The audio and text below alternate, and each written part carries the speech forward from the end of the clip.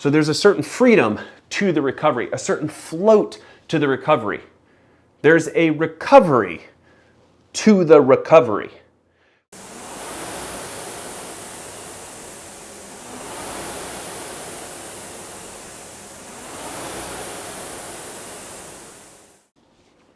I'd like to take a couple minutes to talk about the recovery of the rowing stroke, specifically the concept of controlling the slide. Control represents muscular action, it represents tension, it represents tightness.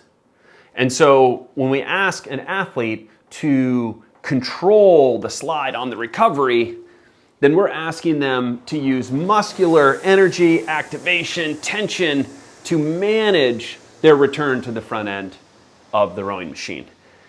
And really what it's about in rowing is timing. So replacing the idea of control with timing and understanding that it's okay to have freedom on the recovery is a very important aspect of the rowing stroke. It's called the recovery for a reason. They don't call it the work your way back to the front end. All the work that is done on the rowing machine or in the boat is on the drive phase of the rowing stroke. All work should be done during the drive. This motion through the drive is the only point in which we have any ability to accelerate the rowing machine or accelerate the boat through power.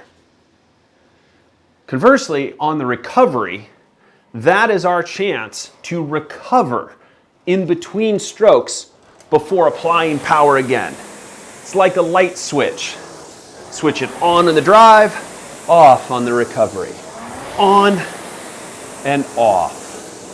So the recovery is really about fluidity, timing, and freedom.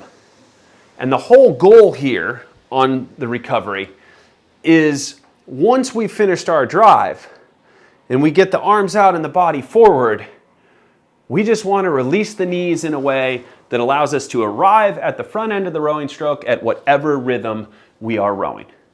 How we travel back to the front end should be very free, very easy. So we should just be able to take strokes and float. Drive and relax. Press and release. Where we get into trouble if we think about controlling the slide is that it makes it much more difficult to arrive all the way into the front end, fully compressed, ready to take that stroke, because we've had tension and muscular control, which has slowed our ability to get to the catch, and oftentimes results in athletes then realizing they're not going to arrive at the right timing of their rhythm and then diving into the front end. And so instead of having a nice free motion with good float, an athlete will control it and realize, oh no, and they'll control it, and oh no.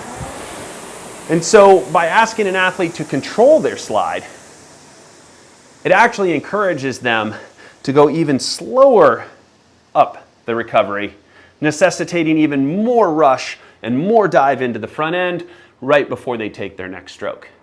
It really should be during the drive phase, we are turning that light switch on. On the recovery phase, we turn it off. We want to make sure we're using as little muscular action as possible, as little energy as possible to arrive fully into the front end for the next stroke. So the focus should be freedom and timing and not control and muscular activation on the recovery of the stroke. Turn it on during the drive, off on the recovery. Light switch goes on, power through that drive, flip that light switch off, float long and free into the front end of the stroke. If you found this tip helpful, be sure to like and subscribe. There'll be more videos for you soon.